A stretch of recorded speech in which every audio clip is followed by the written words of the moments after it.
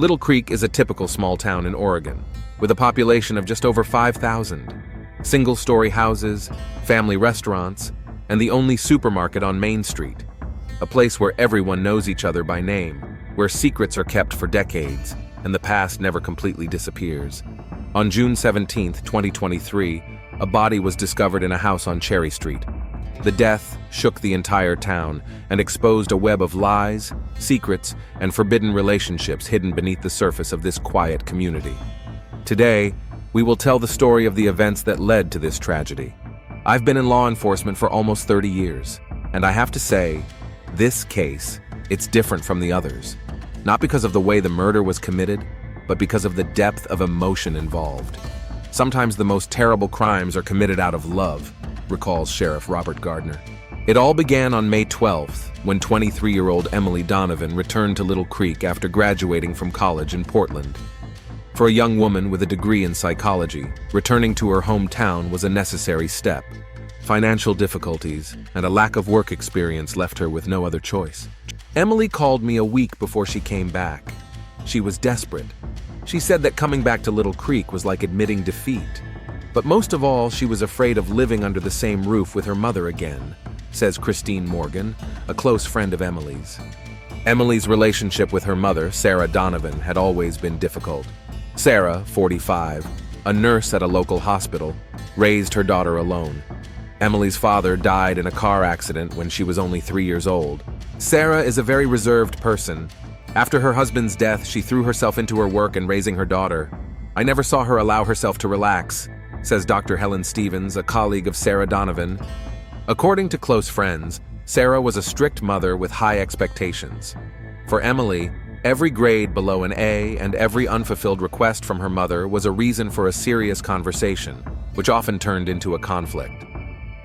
My relationship with my mom was always tense. I don't remember us ever just talking like friends. I always felt like I was to blame for something, like I wasn't good enough, Emily wrote in her diary a year before returning to Little Creek. Returning home was a difficult ordeal for the young woman. Sarah greeted her daughter without much enthusiasm, offering her a room on the second floor, the same one Emily had occupied as a child. The first few days passed in tense silence, broken only by formal phrases about the weather and plans for dinner. Emily wrote to me on the third day, "It seems like 4 years isn't long enough for anything to change. Mom still looks at me like I'm a failure," recalls Christine Morgan. Trying to avoid her mother's constant presence, Emily began spending more time away from home. She got a part-time job at the city library and often stayed late after work, walking the streets she knew from childhood. The city she had been so eager to leave was now a refuge from the stifling atmosphere of her parents' home. It was during one of these evening walks, on May 18th, that Emily first met James Foster. Foster's is the only decent bar in town. I went there for a coffee. I wasn't planning anything special. I just wanted to sit somewhere where my mother wasn't. Emily's words were recorded in the police report. James Foster, the 42-year-old bar owner, immediately caught the young woman's attention. Tall, with a penetrating gaze and a touch of gray at the temples, he exuded a confidence and calmness that Emily found so attractive. They talked for several hours that evening, and for the first time in a long time, Emily felt that someone was listening to her and understanding her. I noticed that James took a particular interest in this girl. He was usually polite to all the patrons, but professionally reserved. That evening was different. He sat down at her table and they talked about books and music. I had never seen him so animated, recalls Ben Tucker, a bartender at Foster's. What Emily didn't know at the time, but would become a key element in this story, was that James Foster was well acquainted with her mother. What's more, 10 years earlier, they had had an affair that ended under mysterious circumstances, about which all sorts of rumors circulated in town. Sarah and James, yes, they were together for a while. It ended when Emily was about 13. I remember they suddenly stopped appearing together, and Sarah became even more withdrawn. No one knows exactly what happened, but after that, James even left town for a while, says Mary Parker, the Donovans' neighbor. In the days that followed, Emily regularly visited James's bar. Their conversations became more personal, and their mutual attraction became increasingly obvious to those around them. James, aware of his past relationship with Sarah, initially tried to keep his distance, but his own feelings and Emily's persistence gradually broke down his resolve. She was like a breath of fresh air, smart, passionate, full of life. I knew it was wrong given my past with her mother, but I couldn't resist, James would later say during the trial. Meanwhile, Emily's return and her conspicuous absence from home did not go unnoticed by another important character in this story, Michael Baker. A 25-year-old Little Creek police officer, Michael had been Emily's childhood friend and secretly in love with her since high school. I was so happy when I found out Emily was coming back. We had been writing to each other while she was in college, but it wasn't the same. I thought that now that she was back, we might have a chance, Michael admits in an interview. Michael began to accidentally run into Emily on a regular basis. He would stop by the library to see how she was doing and offer her a ride home after work. His persistence made Emily feel conflicted. She valued Michael as a friend, but did not share his romantic interest. The situation became more complicated when Michael, driving past Foster's on the evening of May 22nd, noticed Emily and James sitting at a corner table. Their closeness was obvious even through the window. Emily was laughing, her hand on James's shoulder, who was looking at her with undisguised adoration. I knew who Foster was. I knew about his past with Emily's mother, and I saw the way he looked at Emily, just like me, but there was something predatory in his gaze. He was almost 20 years older than her, for God's sake. I couldn't just stand by and watch, Michael recalls. The very next day, Michael visited Sarah Donovan's house and told her what he had seen. Sarah's reaction was unexpectedly violent for a woman known for her restraint. She turned pale, then suddenly grabbed a glass and threw it against the wall. I had never seen her like that. She kept repeating, "Not him, not him." It was terrifying, Michael says. When Emily returned home that evening, one of the most serious arguments between mother and daughter that the neighbors had ever heard took place. They were both screaming. Sarah called James a manipulator and a destroyer, while Emily accused her mother of trying to control her life. At one point, Emily shouted something like, "This isn't about me, is it? This is all about you and your resentment," recalls Teresa Higgins, a neighbor on Cherry Street. The argument ended with Emily running out of the house and not returning until morning. According to witnesses, she spent the night at Foster's, staying in James' apartment above the bar after it closed. This was the first step in a relationship that quickly turned from friendly to romantic and then intimate. He understood me like no one else. With him, I could be myself, without the constant fear of disappointing someone. James said I was special, that I deserved more than this town could offer, Emily wrote in messages to Christine. What began as a source of comfort and an escape from her strained relationship with her mother quickly grew into a deep emotional attachment. However, behind the facade of this relationship lay secrets that Emily was completely unaware of. Sarah and Michael weren't the only ones watching this romance unfold. There was another woman lurking in the shadows whose presence would soon add a new layer of complexity to the story. Diana Foster, James's ex-wife and owner of Bloom, a flower shop across the street from the bar. I saw them together. That girl looked at him the same way I once did. Just like her mother, I suppose.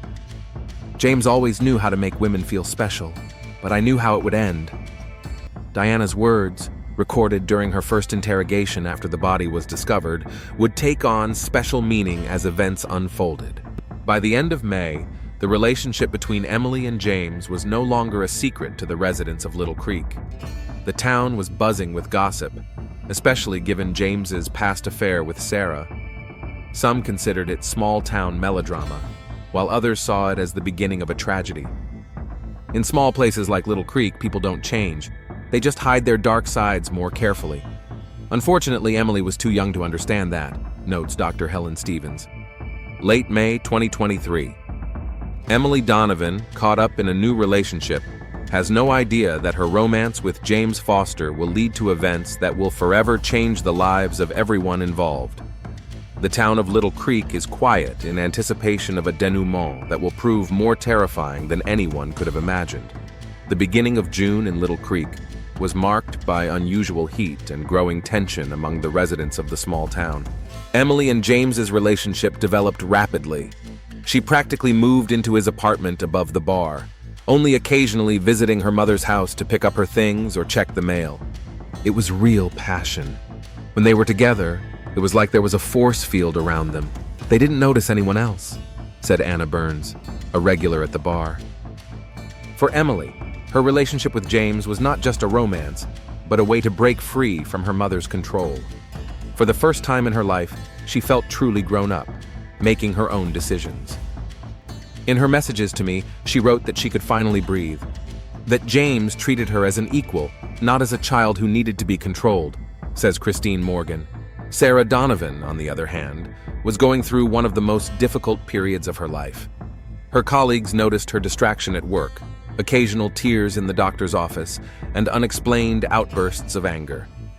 She mixed up patient appointments twice. This was completely out of character for Sarah. She's usually extremely meticulous.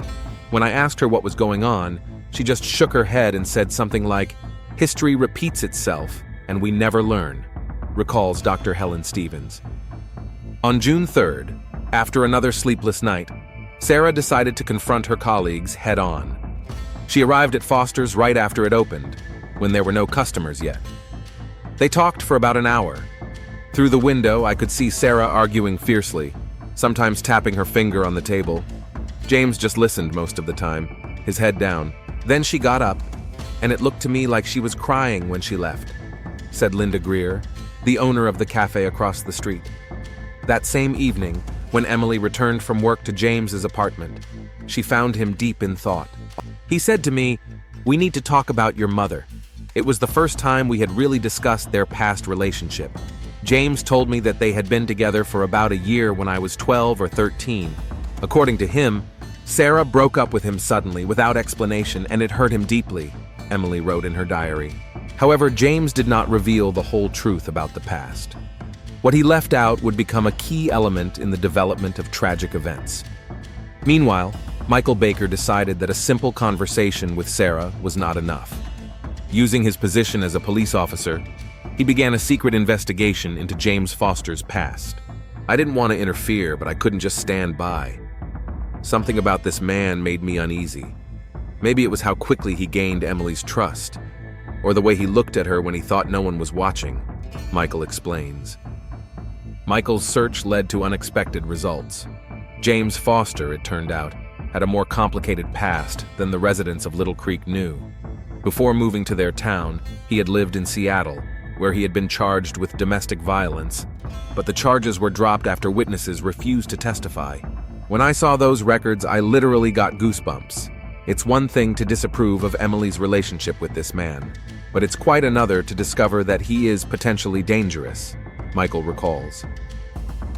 Michael decided to share his findings with Emily, hoping to convince her to end her relationship with James. On June 5th, he invited her for coffee after her shift at the library. I thought it was just a friendly get-together. Michael had always been a good friend, but when he started talking about James, I realized it was some kind of intervention. He showed me some printouts, documents. He said James was dangerous, that he was hiding his past, Emily said in her first interview after the tragedy. Emily's reaction was not what Michael had expected. Instead of gratitude, she accused him of jealousy and trying to manipulate her. She was furious. She said I was no better than her mother, that everyone wanted to control her life. When I tried to explain that I was worried about her safety, she just got up and left. That was the last time we spoke normally, Michael recalls with obvious bitterness. Emily immediately told James about the conversation, who did not deny the accusations but presented his version of events. He admitted that he had indeed been accused of assaulting Diana, his ex-wife. But he said it was a misunderstanding. She fell down the stairs during an argument, and neighbors who heard the screams called the police. James said that Diana herself dropped the charges because she knew he was innocent, an explanation that Emily believed, as she would later write in her diary. James's candor only strengthened Emily's trust in him. In her eyes, he became a misunderstood, slandered man who suffered from the distrust of those around him, just like she did. However, there was a second consequence of this conversation. Emily began to distance herself from anyone who expressed concern about her relationship with James. She stopped responding to Christine's messages, stopped visiting home, and changed her shifts at the library so she wouldn't run into Michael. She was building a wall around herself and James. Classic behavior for someone under the influence of a manipulator. Isolation from friends and family, creating an us against the world mentality, comments Dr. Laura Hunter, a psychologist called in to analyze the case after the tragedy. Meanwhile, Diana Foster, James's ex-wife, was showing up more and more near the bar and library where Emily worked. She never talked to the young woman directly, but her presence was becoming more noticeable. I saw her sitting in her shop by the window for hours, looking across the street at the bar. Sometimes she would take notes in a notebook. At the time, it just seemed like the strange behavior of a woman who had been dumped. Now we know it was something more, says Tom Nielsen, the owner of a dry cleaners next to Diana's flower shop. On June 8th, as Emily and James's relationship approached the 1-month mark, an event occurred that many witnesses consider a turning point in the story. Diana Foster finally decided to make direct contact with Emily. I saw them talking in the parking lot behind the library. Diana was saying something insistently, and the girl looked annoyed at first, then shocked. At one point, she even covered her mouth with her hand, as if she had heard something terrible, said Martha Johnson, a librarian who worked with Emily. According to Diana, who later spoke to the police, she tried to warn Emily about James's character and his tendency to manipulate and control people. I told her she wasn't the first, that it was a game for him to find a woman with emotional problems, make her feel special, isolate her from her loved ones, and then slowly break her down. I told her how it was with me, how it was with her mother, how it would be for her if she didn't leave, Diana testified during questioning. Emily, however, interpreted Diana's warning as an attempt to destroy her happiness out of jealousy. She came back to the bar very upset. She told me that James's ex had ambushed her and said all sorts of horrible things. James listened, then hugged her and said, "Diana could never accept our breakup. She tried the same thing with Sarah." Emily seemed reassured, but then I saw her staring at the photo of James and Sarah hanging in his office for a long time, recalls Ben Tucker. Indeed, this conversation made Emily think not only about James, but also about her mother. What really happened between them? Why was Sarah so determined to oppose their relationship? Out of concern for her daughter, or out of personal resentment? On June 9th, the day after her conversation with Diana, Emily did something that had previously seemed unthinkable. She went home to talk to her mother. I was so surprised to see her at the door that I couldn't even speak at first. She looked determined. She said, "Mom, we need to talk about James, about what happened between you two," Sarah Donovan recalls in her only interview. The conversation between mother and daughter lasted several hours. What Sarah said that evening was very different from the version Emily had heard from James. She said that their relationship had ended not on her initiative, that James had started showing signs of jealousy and control, that once he grabbed her arm so hard that it left bruises because she had stayed late at work. Mom said she decided to end the relationship when she realized he was starting to show interest in me, even though I was only 13, reads an entry in Emily's diary dated late in the evening of June 9th. Emily left her mother's house in a state of confusion. James, Diana, and Sarah's versions were so contradictory that she didn't know who to believe. The only thing she was sure of was that she needed proof, not just words. After that conversation, she called me for the first time in several days. Her voice sounded strange, as if she were talking in her sleep. Emily said, "Christine, I think either my mother and everyone around me are trying to ruin my life, or I'm dating someone who isn't who he says he is, and I have to find out the truth," says Christine Morgan. Emily spent the next 24 hours searching intensively. She studied old photos in the family album, trying to find traces of bruises on her mother's arms. She called old family friends, asking about James and Sarah. She even contacted Michael, asking him to find out more about James's past. Meanwhile, James noticed a change in Emily's behavior. She started asking more questions about his past, checking his phone when he left the room, and tensing up when her mother was mentioned. On the evening of June 10th, they had a big fight. It was the first fight I had ever witnessed. James accused Emily of invading his personal space and of not trusting him. He spoke loudly, almost shouting. His face was red with anger. She suddenly became very calm, as if she had made up her mind about something, said Alex Murray, a resident of the same building. After that argument, Emily did not return to James' apartment. She spent the night at Christine's, who had come to Little Creek after receiving a distress call from her friend. She was like in a trance. She spoke very little, mostly staring at one spot. I asked her if she wanted to break up with James, and she replied, "Not until I know the whole truth," Christine recalls. Early in the morning on June 11th, Emily went to the last source of information she had not yet used, Diane Foster. This time, the conversation was different. Emily did not accuse or defend herself. She just listened. She came to the store before it opened. She was very pale, with dark circles under her eyes, but determined. She said, "I want to know everything. From the very beginning," Diana told the police. What Diana said that morning would be key to understanding the events that would unfold a few days later. Diana would only reveal the details of that conversation in court, but its impact on Emily was obvious to everyone who saw her that day. She came into the library around noon to pick up some things. She was shaking like she had a fever. I asked her if everything was okay, and she replied with a strange phrase, "You close one eye, open the other, and you see a monster instead of a prince," recalls Martha Johnson. That evening, Emily returned to James's apartment, apologizing for her suspicions and the argument. James, delighted by her return, did not notice the change in her eyes, the determination of someone who no longer believes in fairy tales, but pretends to in order to find out the truth. They looked normal. Emily was smiling. James was hugging her shoulders. "No one would have guessed that in a week it would all end in tragedy," said Ben Tucker. The second week of June in Little Creek was unusually rainy. The gray sky and incessant rain created a gloomy atmosphere that perfectly matched the tension building between the main characters of this drama.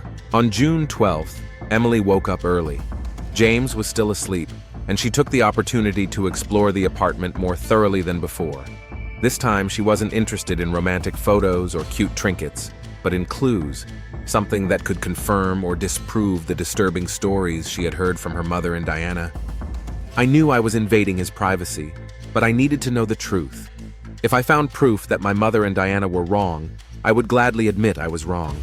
But there was a feeling, a chill in my stomach, a sense of foreboding, read the last entry in Emily's diary, found after the tragedy. In a drawer among old documents, Emily found something unexpected, a stack of old letters tied with a ribbon. It was correspondence between James and Sarah from 10 years ago when they were in a relationship. When I saw my mother's handwriting, my hands started shaking. I shouldn't have read them, but I couldn't stop. After the first letter, I realized that the story James had been telling me all this time was a lie from beginning to end, Emily wrote in her diary. The letters told a story of a relationship very different from the version James had presented. In them, Sarah repeatedly asked him to stop his intrusive checks, to stop coming to her work without warning, and to respect her personal space. In the last letters, the tone changed to one of genuine fear. Sarah begged James to leave Emily alone and not look at her like that. I felt like the floor was falling out from under me. I always thought my mom was too strict and controlling, but these letters made it clear that she was protecting me from someone I now trusted completely, Emily wrote in her diary. Emily barely had time to put the letters back where she found them before James woke up. The day passed in agonizing pretense. She smiled, made breakfast, talked about plans for the future, while inside she felt a growing sense of dread. That evening, while James was busy at the bar, Emily called Michael. She sounded completely different from when we last spoke. No hostility, just a strange determination. She asked if I could find out more about James's past, not just the charges in Seattle, but anything from earlier. I agreed to help, but asked her to be careful. She replied, "Don't worry, Mike. He doesn't suspect a thing," Michael recalls. On June 13th, Michael contacted his former police academy classmate, who now worked for the Seattle Police Department. The results of that conversation were even more disturbing than he had expected. It turned out that before the incident with Diana, there had been another one involving James's previous girlfriend. The charges were also dropped, but for a different reason, the woman suddenly left town, and the case was closed due to lack of witnesses. Even more interestingly, James had changed his name. He used to be called James Rourke. The name change came after a series of incidents at college involving the harassment of a female student, Michael explains. This information required immediate attention. Michael tried to contact Emily, but she did not answer his calls. Fearing the worst, he decided to turn to the only person who might be as concerned about Emily's safety as he was, Sarah Donovan. Michael and Sarah met on the evening of June 13th at a cafe on the outskirts of town, where they were unlikely to be seen by anyone they knew. When I told her about the name change and the previous incidents, she didn't seem surprised. She said she had always felt that James had some kind of secret. She admitted that at the end of their relationship, she was afraid of him. So afraid that she had seriously considered moving to another city, Michael recalls. Sarah shared with Michael something she had never even told her daughter before. In the last months of her relationship with James, she found photos of Emily sleeping on his phone. That was the last straw that made her break up with him. I've never seen a person age as quickly as Sarah did when she told me about the photos. She said, "I threatened to go to the police if he didn't leave us alone, but part of me was always afraid that he would come back into our lives one day," Michael said. Sarah and Michael decided to act immediately. They tried to contact Emily again, but her phone was still unavailable. Then they drove to Foster's bar, but there they were told that neither Emily nor James had been there for several hours. I couldn't shake the feeling that we were running out of time. Sarah felt it too. She kept dialing her daughter's number, even though she knew she wouldn't answer, Michael said. Meanwhile, Emily was in a place where no one would think to look for her, Diana Foster's house. After discovering the letters, she decided that Diana might know more than she had told her during their previous meeting. She came to my house instead of the store. That surprised me. Few people knew where I lived. She was in a strange state, very composed, but with a look in her eyes, empty. She said she had found the letters and now believed me, but she needed to know everything, especially what I hadn't told her last time, Diana testified. Diana finally told the full story of her relationship with James. They met in Seattle, where she worked in a flower shop. James charmed her, just as he later charmed Sarah and Emily. The relationship quickly became serious, and they got married just 6 months after meeting. The problem started right after the wedding.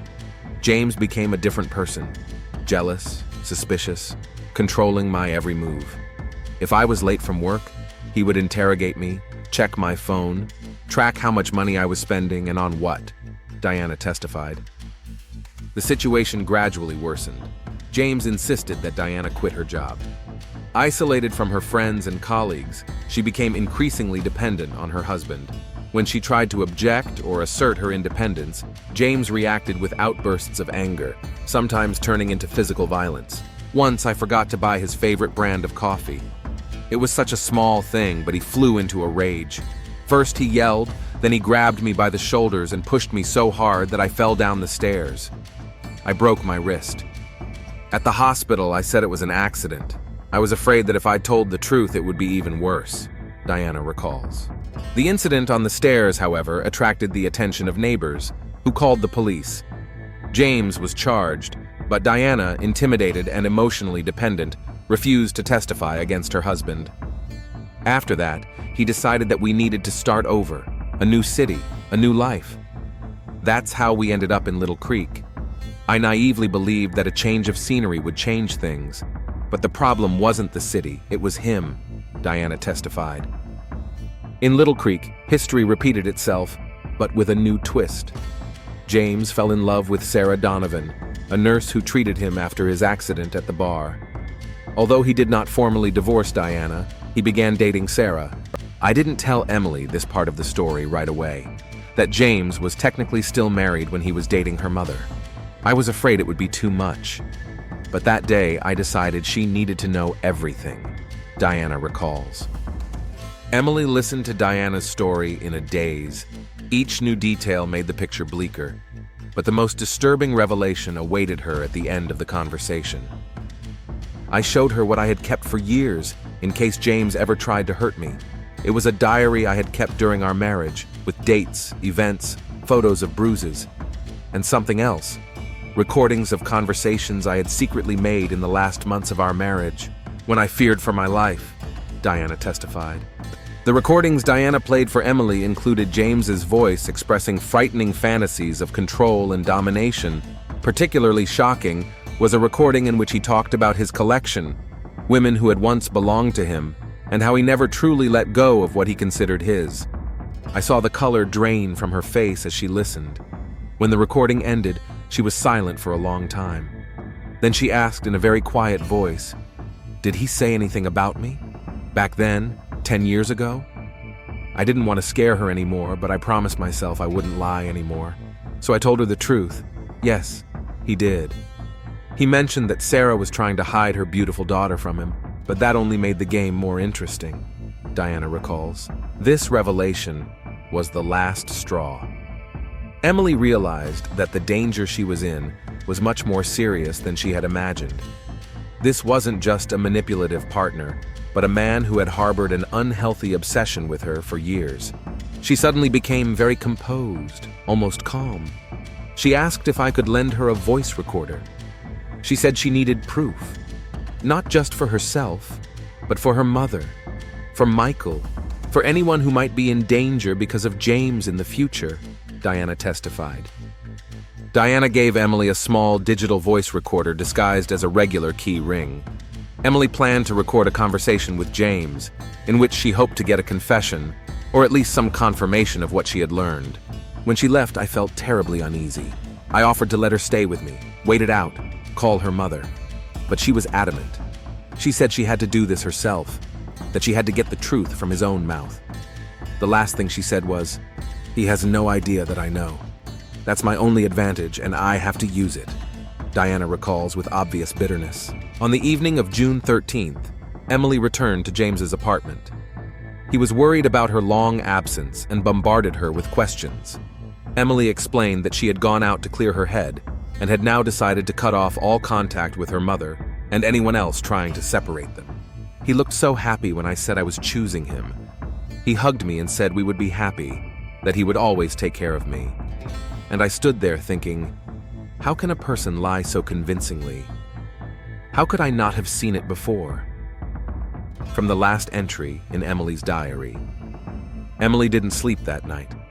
She lay next to James, staring at the ceiling, her hand periodically touching the pocket of her robe where she had hidden the voice recorder. She waited for the right moment to start the conversation that would expose James and allow her to leave safely. On the morning of June 14th, Emily finally decided to act. At breakfast, she carefully steered the conversation toward James's past, asking him about his life before moving to Little Creek, his previous relationships, and Diane. At first he answered vaguely, as usual, but then I noticed a change.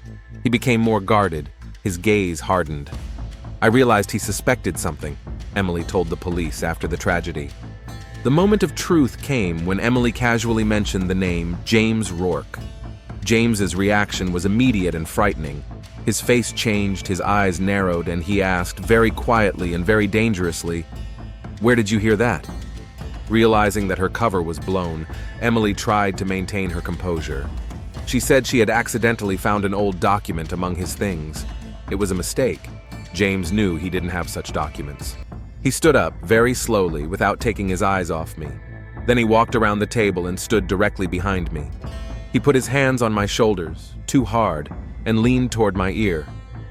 He whispered, "Who else knows?" Emily's last testimony about those events.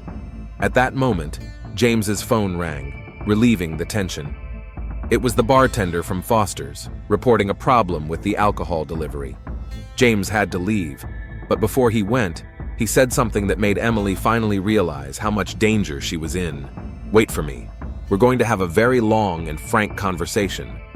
As soon as James left, Emily rushed to gather her most essential belongings. She realized that she might not have a second chance to escape. In her haste, she forgot her diary, leaving it in the drawer of her bedside table, a mistake that would later play an important role in the investigation. Emily didn't go home to her mother or to Diana. She feared those would be the first places James would look for her. Instead, she drove to a motel on the outskirts of town, intending to wait there until she decided what to do next. An hour before it happened, she called me. Her voice was strange, broken. She said that James had found out about her investigation and that she had to run. She asked me to come to the Pine Grove Motel. I left immediately, Michael testified. Michael immediately contacted Sarah, and they headed to the motel together. On the way, Michael called the police station, asking them to send a patrol to Foster's bar and detain James for questioning based on new information about his past. But it was too late. When Michael and Sarah arrived at the motel, the door to the room Emily had rented was ajar. Inside, they found the room ransacked, furniture overturned, a broken mirror, Emily's bag thrown in a hurry. Emily herself was not there.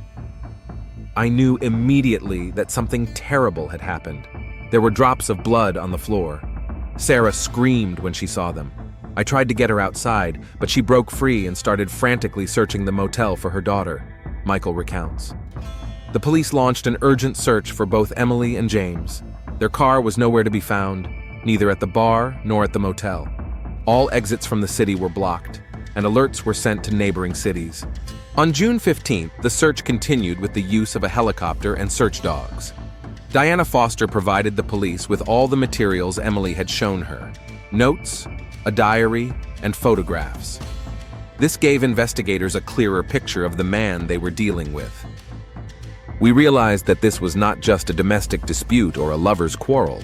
James Foster, or Rourke, as he was formerly known, was a dangerous man with a history of escalating violence.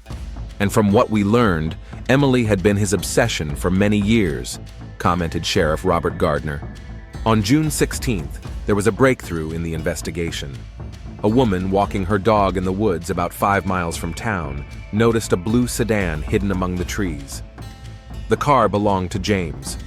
The police immediately organized a search operation in the area. By the evening of the same day, they found an abandoned hunting cabin where James had apparently been holding Emily.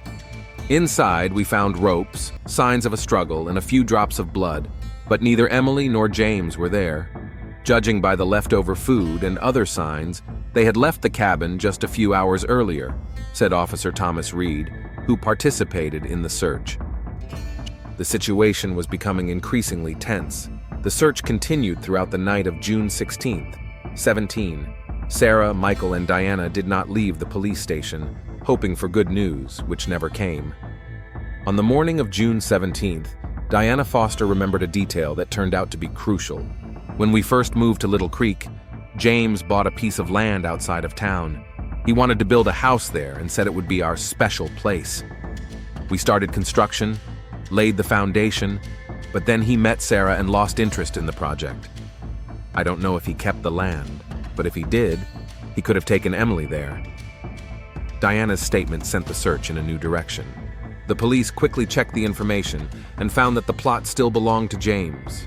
By noon on June 17th, several police cars pulled up to the abandoned construction site on the outskirts of Little Creek. What they found there was the tragic conclusion to this story. In the basement of the unfinished house, a body was found. An official identification and autopsy were still pending, but there was no doubt about the identity of the deceased. James Foster was gone. The search for him continued for several days before his car was found at a dock in a nearby town. It is believed that he tried to escape by boat, but his fate at this point in the story remains unknown.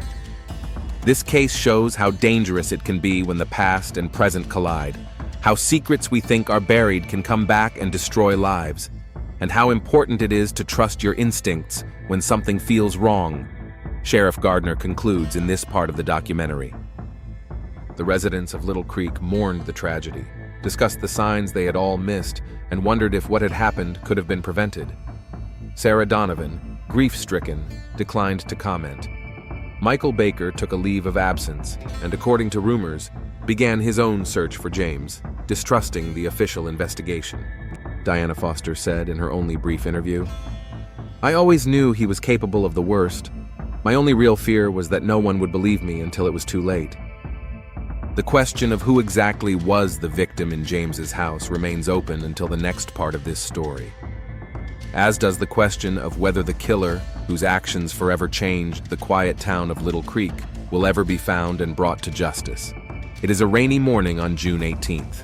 Police and forensic investigators are working at James Foster's unfinished house, where a body was discovered the day before. Sheriff Robert Gardner is in charge of the operation, periodically answering calls and giving instructions to search parties combing the coast in search of James Foster. We have confirmed the identity of the deceased through fingerprints. It is Diana Foster, Sheriff Gardner announces in a tired voice. The news that the victim was James's ex-wife and not Emily, as everyone had feared, raises a new wave of questions. Emily Donovan is still listed as missing, as is James Foster.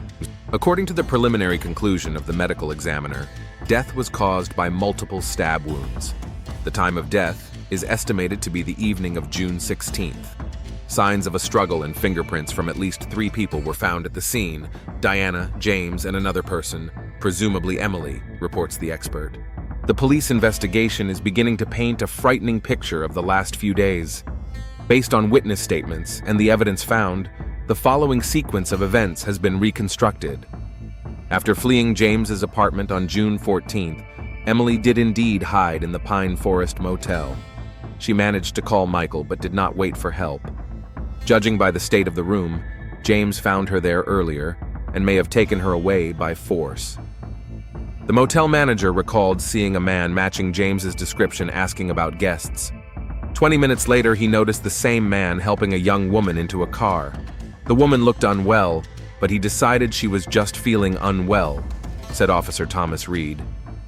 James held Emily captive in the hunting cabin for the next 2 days, where traces of her were found. What prompted him to leave this hideout and head for the unfinished house remains unclear. Perhaps he learned that the police were actively searching the woods, or that his car had been found. The key to understanding the events in the unfinished house was an unexpected find: a voice recorder that Diana had given Emily. It was found under one of the floorboards, as if deliberately hidden. The recording contains the voices of 3 people: James, Emily, and Diana. Judging by the content, Diana somehow tracked them down or found them and came with the intention of helping Emily, explains investigator Carter.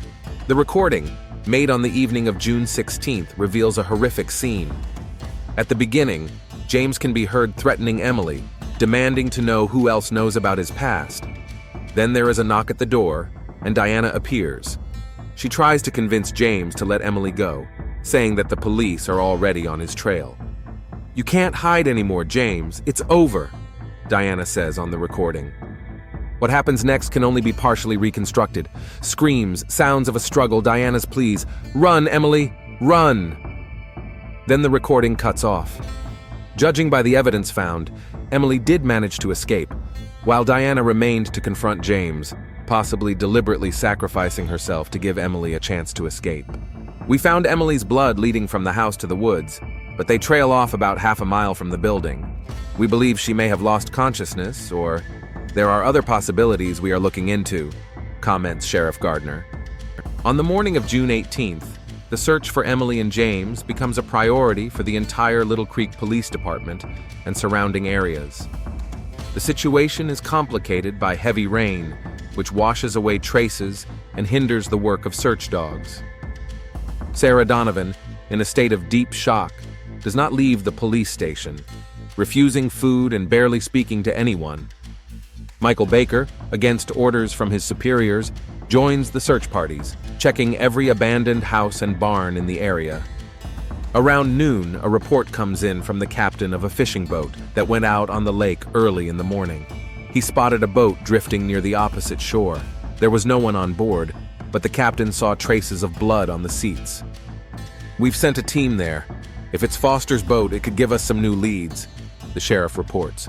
At 2:30 p.m., there is an unexpected turn of events.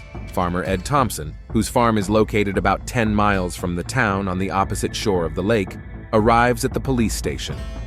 "This morning, I found a girl in my barn. She was injured and unconscious. My wife, a former nurse, gave her first aid.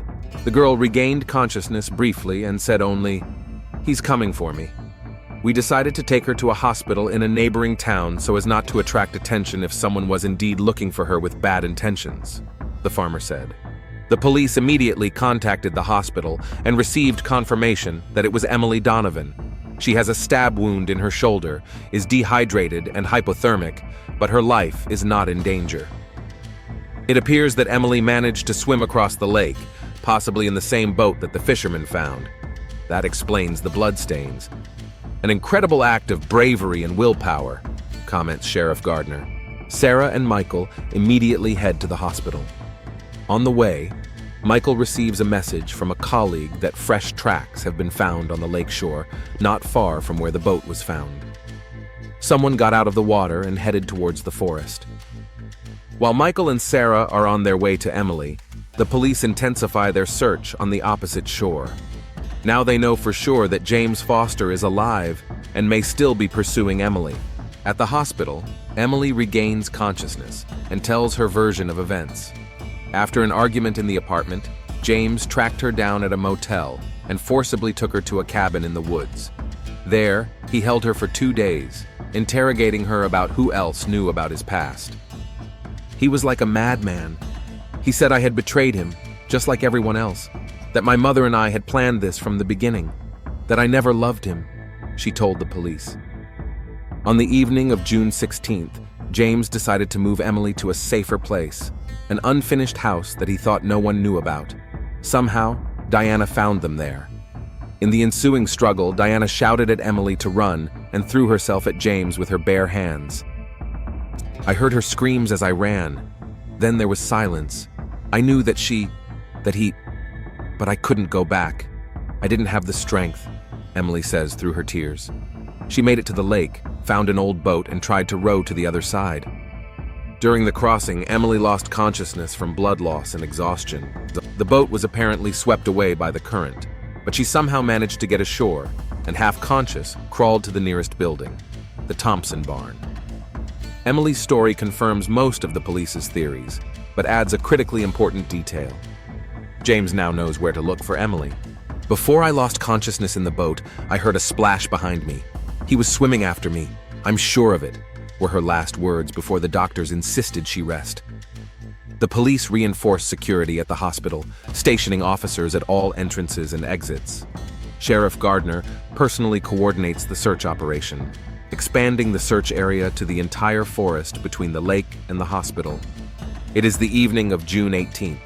Sarah sits by her daughter's bed, who has finally fallen asleep. Michael stands guard at the door of the ward, refusing to leave despite the presence of other officers. Thunder rumbles outside, and a violent storm begins. The lights in the hospital flicker, then go out completely. The storm has damaged the power lines. Emergency generators kick in, but some corridors remain in darkness. An officer at the end of the corridor notices movement in the darkness. He shines his flashlight in that direction but sees only an empty corridor. He reports over the radio that he is going to check it out and disappears around the corner. 30 seconds later, Michael's radio crackles with static, but the officer's voice cannot be heard. "Stay here," Michael tells Sarah, and taking out his gun, steps into the corridor. The darkness, interrupted only by flashes of lightning outside the windows, hides a figure gliding along the wall toward Emily's room. Hearing footsteps in the corridor, Sarah quietly closes the door to the ward and locks it from the inside. Emily wakes up from the noise and looks at her mother in horror. "He's here, isn't he?" she whispers. Muffled sounds of a struggle can be heard outside, followed by a gunshot. A scream, another gunshot. Then silence, broken only by the sound of rain outside the window. Sarah presses her daughter close to her, both of them frozen, staring at the doorknob as it slowly turns, bumping against the lock. Then there is a soft knock. "Sarah? Emily? It's me, Michael. It's over. He's dead." It's autumn in Little Creek.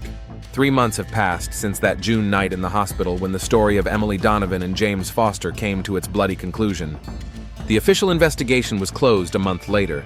Officer Baker's actions were deemed self-defense and protection of civilians. James Foster was found guilty of the murder of Diana Foster and the kidnapping of Emily Donovan, not to mention numerous incidents of violence in his past, commented Sheriff Robert Gardner. The investigation uncovered shocking details about James's past. Before changing his name, he was known as James Rourke and had a criminal record for stalking and threatening his ex-girlfriend. After moving to Little Creek, he carefully crafted an image of a charming bar owner hiding his true nature. Foster's psychological profile indicates a classic case of narcissistic personality disorder with elements of sociopathy. He viewed people as his property and couldn't cope with losing control, explains Dr. Laura Hunter, a psychologist who worked with the police. Diana Foster was buried with honors as a heroine. The entire town attended the ceremony, including Emily and Sarah Donovan. It turned out that Diana had been gathering evidence against James for years, fearing that he would one day harm other women. She found Emily and James by tracking his phone. He didn't know she had installed a spy app on it while they were still married, says Rebecca Foster, Diana's sister. Emily's recovery was slow. Her physical wounds healed faster than her emotional ones. After being discharged from the hospital, she returned to her mother's home, and for the first time in many years, they began to connect. I always thought my mother was controlling me out of some selfish motive. Now I realize she was just trying to protect me from the danger she saw, which I couldn't see, Emily admitted in her first interview after the tragedy. Sarah Donovan quit her job at the hospital and focused on supporting her daughter. Joint therapy sessions helped them begin to discuss topics that had been off-limits for years. The hardest thing was admitting to Emily that I had always known about James's unhealthy interest in her. I thought I had protected her by breaking up with him. But I should have done more, reported him to the police, told my daughter the truth, even left town. It will take me a long time to forgive myself for my inaction, Sarah says. Michael Baker was promoted to detective but resigned 2 months later. He is now studying law with the intention of specializing in defending victims of domestic violence. The system failed Diana. It failed Sarah. It failed Emily. James's past charges were dropped. His history of violence wasn't tracked when he moved to another state. I want to change that, Michael explains his decision. The residents of Little Creek took a new look at the problem of domestic violence. At the initiative of local women, the Diana Foster Crisis Center was established to help victims of abuse. Despite her trauma, Emily became one of the center's volunteers. In a way, James would still control me if I let fear dictate my life. By helping others, I am regaining control, she explains. In mid-October, Emily took an important step and decided to return to her studies. She enrolled in a master's program in clinical psychology at a university in a neighboring city, specializing in trauma psychology. What I went through changed me forever, but I prefer to see it not as a scar, but as a source of strength and understanding that I can use to help others, she said in an interview with the university newspaper. In the last week of October, almost 4 months after the tragedy, Sarah and Emily Donovan visited Diana Foster's grave. They brought white roses, Diana's favorite flowers, and stood at the grave for a long time. We owe her so much. If it weren't for Diana, her courage and determination, the story could have ended very differently, says Sarah. Emily adds, "She showed me what real strength is. Not manipulation and control, but a willingness to sacrifice yourself for another person." As they left the cemetery, it began to snow. The first snow of the season. White flakes slowly covered the ground, symbolizing the beginning of a new chapter for everyone affected by the tragedy. Little Creek will never be the same. We thought we knew each other, that it was impossible to keep secrets in a small town. But sometimes the most dangerous secrets are hidden in plain sight, Sheriff Gardner concludes in the documentary. The camera slowly pans away from the snow-covered cemetery, showing a panorama of Little Creek, a typical American town that now knows that dark and dangerous secrets can lurk behind the facade of ordinary life. The final frame is a photograph of Diana Foster on her grave, gradually covered with snow, like the final dot in this story of forbidden love, obsession, and the fatal consequences of secrets from the past.